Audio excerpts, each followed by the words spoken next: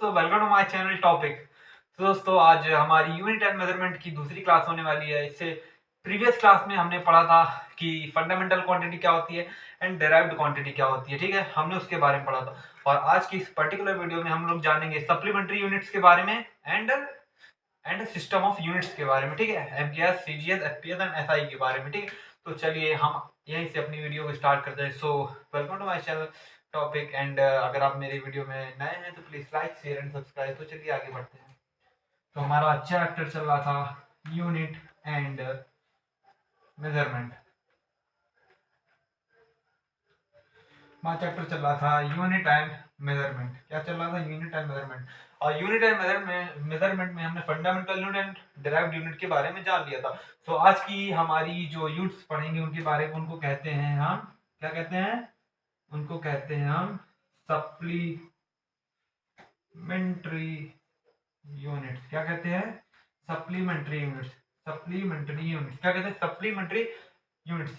इनके नाम है, पहली है रेडियन एंड सेकंड इज क्या है? सेकंड है हमारी स्टेरेडियन। क्या है? सेकंड है स्टेरेडियन। एक रेडियन है, स्टेरेडियन है। ये जो रेडियन यूनिट होती है वो किसकी होती है? वो होती है हमारे प्लेन एंगल की यूनिट। किसकी? प्लेन एंगल की जो यूनिट होती है वो है रेडियन। एंड जो सॉलिड एंगल की यूनिट होती है, हमारे सॉलिड एंगल की जो यूनिट होती है दैट इज स्टेरेडियन। तो हम जानेंगे कि what is radian and what is steradian, ठीक है। तो इसके बारे में थोड़ा सा चलिए समझ लेते हैं कि रेडियन क्या होता है एंड स्टेरेडियन होता है। हमारी सप्लीमेंट्री यूनिट्स है दोनों, रेडियन एंड स्टेरेडियन। तो जान लेते हैं what is radian and what is steradian, ठीक है। तो चलिए स्टार्ट करते हैं अपने रेडियन से, ठीक है।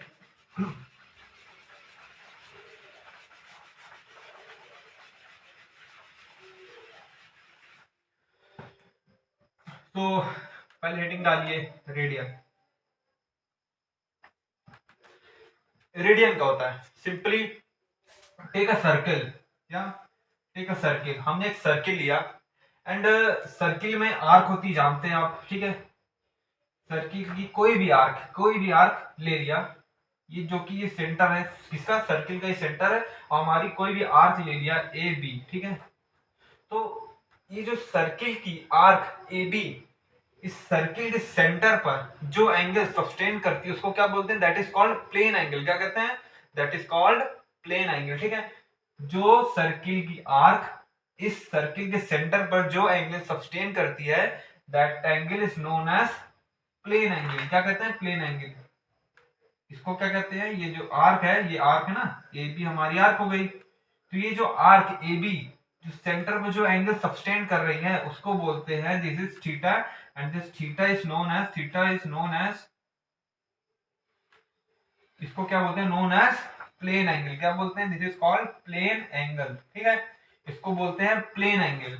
ये जो प्लेन एंगल होता है उसी की जो यूनिट होती है वही क्या होती है? Radian. And the unit of plane angle is क्या होती है? रेडियन। और हमारे जो प्लेन एंगल की यूनिट होती है दैट इज रेडियन। अब रेडियन मतलब रेडियन क्या होता है? प्लेन एंगल क्या होता है कि जो हमारे सर्किल की आर्क सर्किल के सेंटर पर जो एंगल सस्टेन करती है वो जो एंगल होता है उसको बोलते हैं प्लेन एंगल। एंड जो उसकी यूनिट होती है उसको क्या बोलते हैं? रेडियन, ठीक है। तो ऐसे पता चल गया कि जो प्लेन एंगल की यूनिट होती है दैट इज रेडियन। अब हम क्या करते हैं? एक रेडियन की डेफिनेशन देते हैं कि एक रेडियन क्या होता है, ठीक है। पूछी जाती है कि व्हाट इज वन रेडियन। के पूछा जाता है कि हमसे व्हाट इज वन रेडियन। एक रेडियन क्या होता है, ठीक है। एक रेडियन क्या होता है? तो एक रेडियन के बारे में हम बात कर लेते हैं कि एक रेडियन क्या होता है, ठीक है।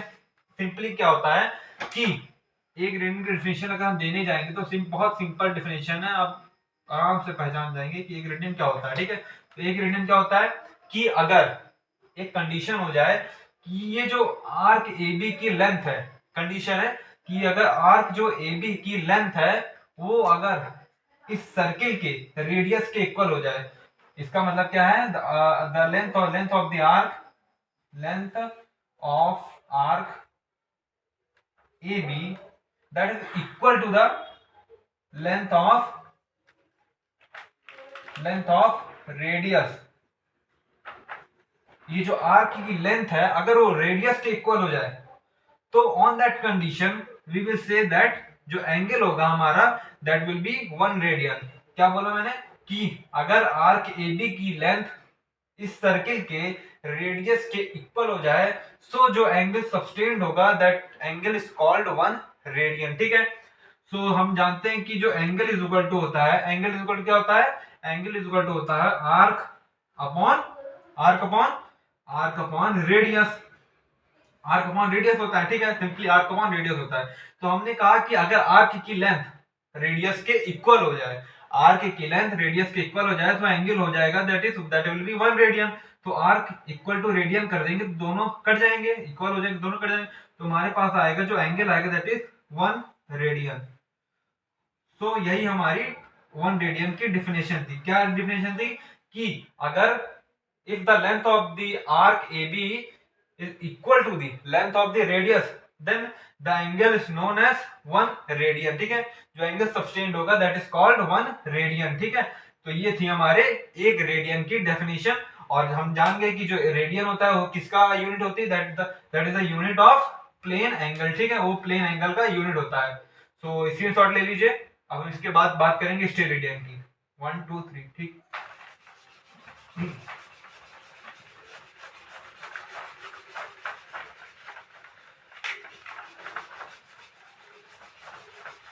तो हमने बात की कि एक रेडियन क्या होता है या रेडियन किसकी यूनिट होती है, प्लेन एंगल की यूनिट होती है, हम जान गए। अब हम बात करेंगे स्टेरेडियन की। ठीक है, अब हम बात करेंगे स्टेरेडियन की। स्टेरेडियन की, ठीक है, स्टेरेडियन क्या होता है, हमने रेडियन में क्या लिया था, सर्किल लिया था। हमने रेडियन में सर्किल लिया था। अब स्टेरेडियन में हम यहाँ पे लेंगे एक sphere. What will we take, we will take sphere. ठीक है, हम एक गोला लेंगे। ठीक है, एक गोला लेंगे। तो हमने रेडियन में देखा कि सर्किल की आर्क सर्किल के सेंटर पर जो एंगल सस्टेन करती है उसको प्लेन एंगल बोलते हैं, एंड जो उसका यूनिट होता है दैट इज रेडियन होता है। सेम एज ये जो स्फीयर है उसका सेंटर है, ठीक, ये ओ। अब यहाँ पे क्या होगा कि इस स्फीयर का एक कोई एरिया लेंगे छोटा सा, हम लोग क्या लेंगे, एक छोटा सा कोई एरिया लेंगे। हमने मान लिया कि इसका एक एरिया ले लिया, स्मॉल डेल्टा ए एरिया ले लिया। क्या ले लिया, डेल्टा ए। इसको एक 3D में इमेज करिए कि ये हमारा सर्किल है और उसके बीच में कहीं एक छोटा सा एरिया है जो क्या कर रहा है, इसको ऐसे ऐसे ऐसे घेरे घेरे हुए ना, सेंटर वैसे घेरे हुए। तो ये जो एंगल बनेगा, एक एंगल बनेगा इस एरिया के कारण। ठीक है, इस एरिया के कारण इस सेंटर पर एक एंगल सब्सटेंड होगा जिसको हम बोलेंगे ओमेगा, जिसको हम नाम दे दिए ओमेगा। ठीक है, ये एरिया लिया, इमेजिन करिएगा 3D में। ठीक है, एक एरिया लिया। ठीक है, तो वो क्या कर रहा है, सेंटर पर एक एंगल सब्सटेंड कर रहा है, एक सेंटर पर एक एंगल सब्सटेंड कर रहा है।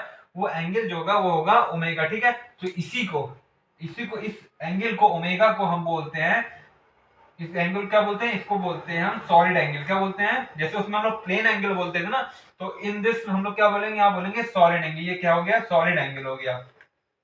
ये एरिया इस सेंटर पर जो एंगल सब्सटेंड कर रहा है उसको बोलते हैं सॉलिड एंगल। 3D में देखिएगा कि एक अंदर मतलब एक स्फीयर है, उसके अंदर क्या है, एक छोटा सा एरिया लिया जो कि क्या कर रहा है, जो कि हमारे सेंटर, स्फीयर के सेंटर पर एक एंगल सब्सटेंड कर रहा है। ठीक है, तो उसी को बोल दिया हम लोग ने solid angle.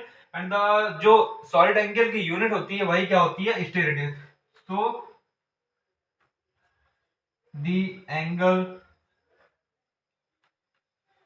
sustained by the area del A is known as solid angle। क्या बोलते हैं, solid angle।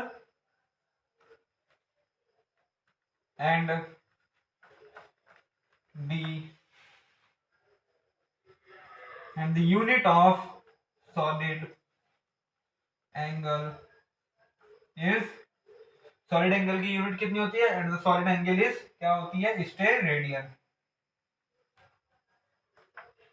हमारी जो सॉलिड एंगल की यूनिट होती है दैट इज स्टेरेडियन। ठीक है, अब उसमें क्या थी, एक आर्क सर्किल के सेंटर पर जो एंगल सब्सटेंड करती है उसको बोलते हैं प्लेन एंगल, उसकी यूनिट हमने लिया था रेडियन। अब यहाँ पे एक एरिया होगा, कोई भी एरिया हो सकता है इस स्फीयर का, जो इस स्फीयर के सेंटर में जो एंगल सब्सटेंड कर रहा है that is solid angle. And जो सॉलिड एंगल की यूनिट है वही क्या हमारी स्टेरेडियन, ठीक है। अब हम बात करेंगे एक स्टेरेडियन की, किसकी बात करेंगे, एक स्टेरेडियन की, ठीक है।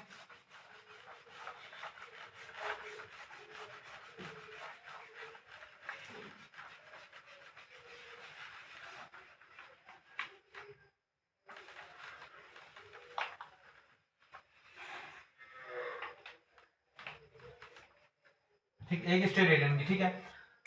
फर्स्ट ऑफ ऑल हम जानते हैं, क्या जानते हैं कि जो स्फीयर का एरिया होता है that is proportional to the R square. जो स्फीयर का हमारे एरिया होता है that is proportional to the R square, R square के प्रोपोर्शनल होता है। देन इनका जो रेशियो होता है ना ए अपॉन आर स्क्वायर, ये जो रेशियो होता है दैट इज कॉल्ड ओमेगा, इसी को बोलते हैं हम सॉलिड एंगल। यही हमारा क्या होता है, सॉलिड एंगल होता है, ठीक है। सॉलिड एंगल तो यहाँ समझ गए होंगे ना, तो ऐसे मैथमेटिकली समझेंगे कि जो इसका एरिया होता है that is proportional to the R square, and जो एरिया एंड आर स्क्वायर का जो आपका रेशियो होता है that is called solid angle, उसी को बोलते हैं सॉलिड एंगल बोलते हैं, ठीक है। ये हमारा हो गया सॉलिड एंगल, ठीक है। तो एक स्टेरेडियन क्या बोलते हैं, एक स्टेरेडियन बोलते हैं कि इस स्फीयर का एक एरिया ले लिया जो कि क्या है, इसके रेडियस के स्क्वायर के प्रोपोर्शनल है, तो उस कंडीशन में जो एंगल सब्सटेंड होता है उसी को बोलते हैं एक स्टेरेडियन। क्या बोलते हैं, एक स्टेरेडियन। क्या बोला मैंने कि इस स्फीयर का एक एरिया ले लिया जो कि क्या है, इस स्फीयर के रेडियस के स्क्वायर के प्रोपोर्शनल है, तो उस कंडीशन में जो एंगल सब्सटेंड होगा वो होगा हमारा एक स्टेरेडियन, ठीक है, एक स्टेरेडियन, ठीक है। तो हमने क्या पढ़ा कि एक छोटा सा एरिया जो कि आर स्क्वायर के प्रोपोर्शनल होता है, जितना एंगल सब्सटेंड करता है उसी को बोलते हैं एक स्टेरेडियन। क्या बोलते हैं, एक स्टेरेडियन, ठीक है। सो हमने क्या किया, एक छोटे से पार्ट की बात की, क्या बात की, एक छोटे से पार्ट की, एक छोटा सा पार्ट, ठीक है, एक छोटा पार्ट जो एंगल सब्सटेंड कर रहा है उसकी बात की। अब अगर हम बात करें कि पूरा स्फीयर, टोटल जो स्फीयर है, पूरा टोटली स्फीयर है, वो कितना एंगल सब्सटेंड करेगा सेंटर पर, तो हम बात करेंगे कि सेंटर पर टोटल कितना करेगा। तो इसका टोटल सरफेस एरिया क्या होता है स्फीयर का, total surface area of sphere होता है 4 pi r square, 4 pi r square upon r square equal to omega. तो यहां से देखेंगे कि आर स्क्वायर से r square that will be cancel out and the omega is equal to 4 pi, क्या हो जाएगा, omega is equal to 4 pi. तो हमने यहां से पता चला कि जो टोटल सरफेस मतलब टोटल स्फीयर की सरफेस के टोटल सरफेस के द्वारा जो एंगल सब्सटेंड होता है दैट इज 4 पाई। अब कोई पूछे कि टोटल स्फीयर कितना एंगल सब्सटेंड करता है सेंटर पर, तो आप बताएंगे कि जो स्फीयर का टोटल सरफेस होता है वो हमारा 4 पाई एंगल सब्सटेंड करता है सेंटर पर, ठीक है। तो एक स्टेरेडियन क्या होता है, समझ गया ना, कि ऐसा एरिया ले ले जो कि क्या होता है, हमारे आर स्क्वायर के प्रोपोर्शनल होता है, तो उस कंडीशन में जो एंगल होता है दैट इज कॉल्ड 1 स्टेरेडियन, ठीक है।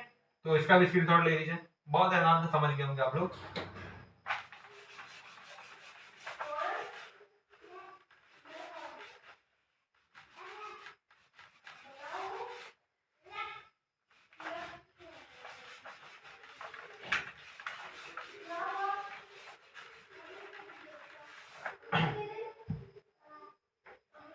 तो हम बात करेंगे, अब हमने बात कर ली सप्लीमेंट्री यूनिट्स की। Now we will discuss about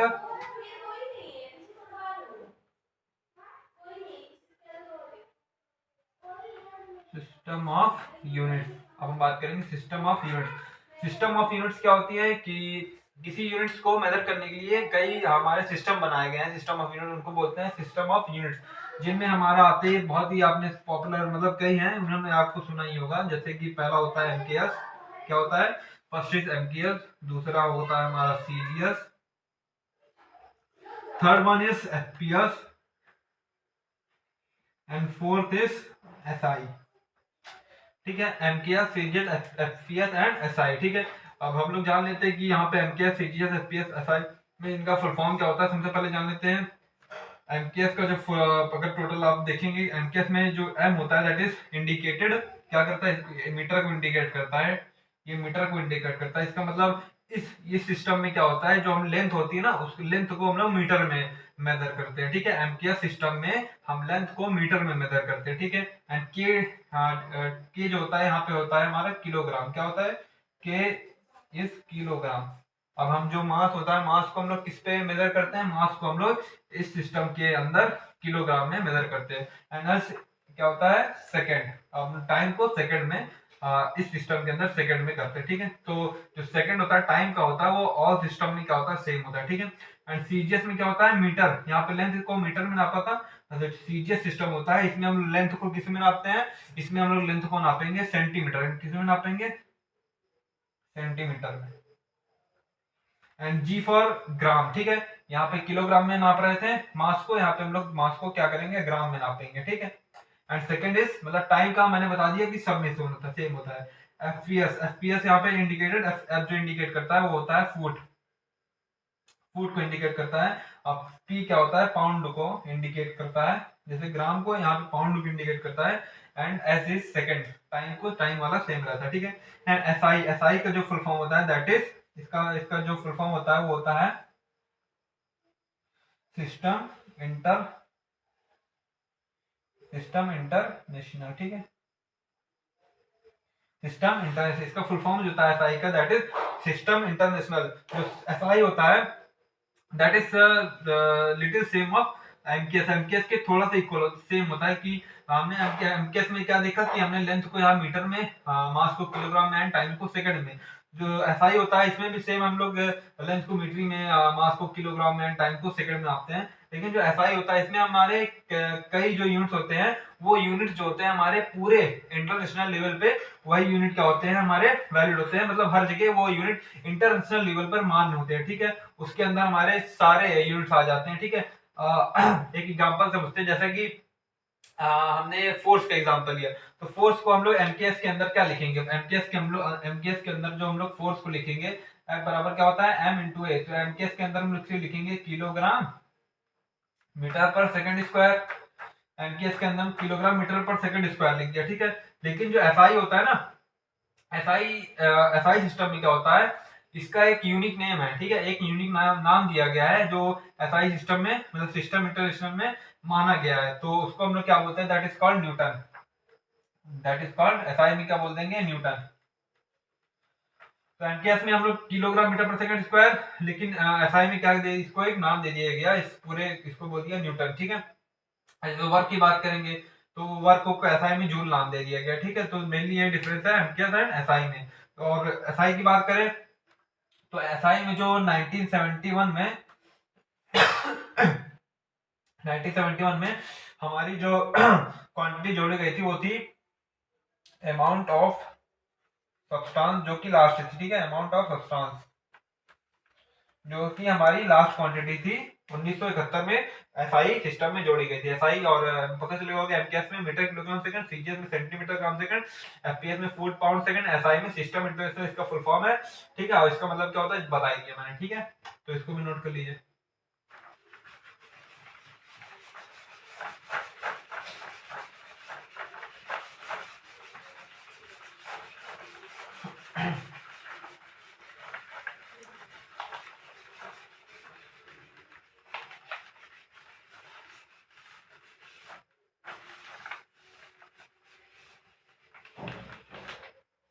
तो हमने क्या क्या पढ़ा, हमने सप्लीमेंट्री यूनिट्स के बारे में जान लिया एंड हमने जान लिया सिस्टम ऑफ यूनिट के बारे में। तो आज की हमारी पर्टिकुलर वीडियो इन दोनों टॉपिक पर थी। तो नेक्स्ट वीडियो जो इसकी नेक्स्ट वीडियो होगी उस वीडियो में हम बात करेंगे किसके बारे में, हम लोग उस वीडियो में बात करेंगे डायमेंशनल फार्मूला के बारे में, ठीक है। विमी सूत्र के बारे में जानेंगे, कैसे लिखते हैं, क्या सावधानियां होती है, ठीक है। सब जानेंगे उस वीडियो में, ठीक है। तो मिलते हैं नेक्स्ट वीडियो में, तब के लिए टाटा बाय बाय। तो बाय बाय।